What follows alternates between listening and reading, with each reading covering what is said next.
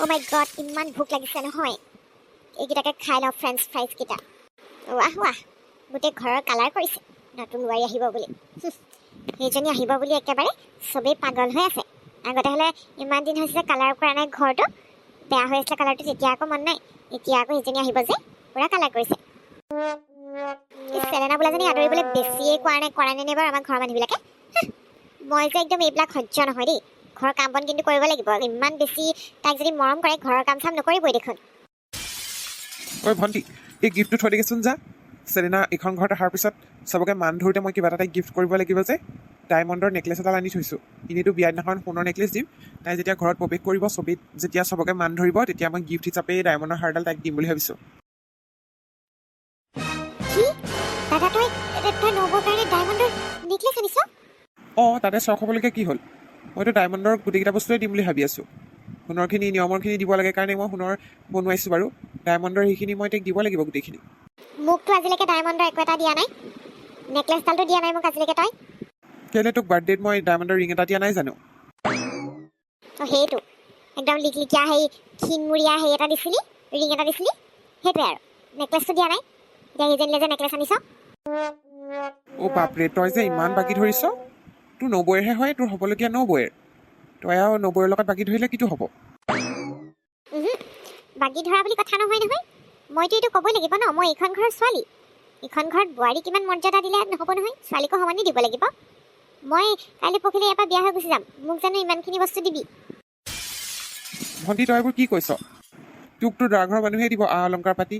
আমি তোক যিমানটো পাৰোঁ ভাল ভাল যৌতুকে দি পঠাম, চিন্তা নকৰিবি তই। তহঁতি চবেই একদম বেছিয়ে কৰিছ আৰু সেইজনীক আনিব পাৰে বৰ একেবাৰে। কোৱা শুনিছোঁ এটালৈ গৈছিলে, তই যে বেলেগ ছোৱালী নাপালি নে? আৰু গাভৰু ছোৱালী এজনী নাপালি, এটালৈ যোৱাজনী পালিগৈ যে। ভণ্টি, তই মুখত যিহে তাকে নকবি। তেনেকৈ কেলৈ কৈছ? তোৰ হ'বলগীয়া নবৌয়েৰ কথা ইমান বেয়া বেয়াকৈ নকবি আকৌ।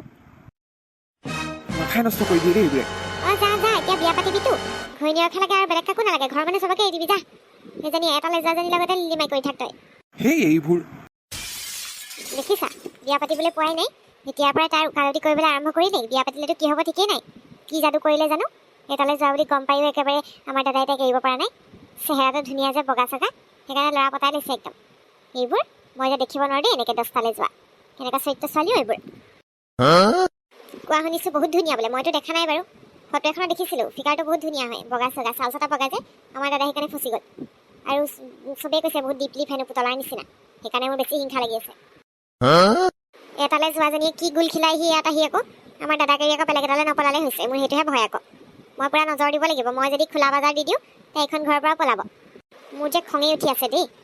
কি যে আৰু একদম আমাৰ দাদাই আৰু ছোৱালী বিচাৰি নাপালে, এটালৈ যোৱাজনীহে পালেগৈ, খঙেই উঠে।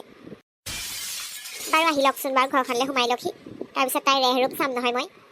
মেহেন্দি হে ৰচনে वाली हाथों में गहरी लाली बोलो सखिया बोलो अखिया मिलने वाली है ये दिन को जीवन को नई खुशियां मिलने वाली है ओ हरियाली बन्ना आएंगे तेरे सजना लेके तू दुल्हनिया।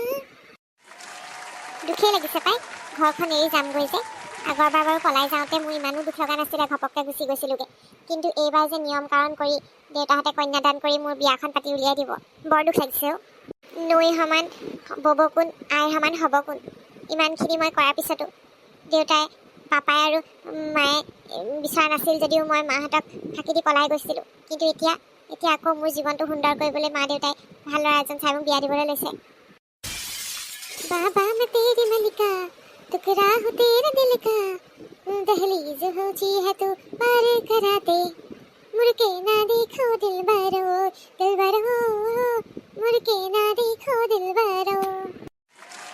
বন্ধুসকল, এদিন দুদিনকৈ মোৰ বিয়াৰ কাষ চাপিছেহি আৰু আপোনালোকে মোৰ বিয়াখন যদিহে মিছ কৰিব বিচৰা নাই, তেতিয়াহ'লে এতিয়া চেনেলটি ছাবস্ক্ৰাইব কৰি থৈ দিয়ক।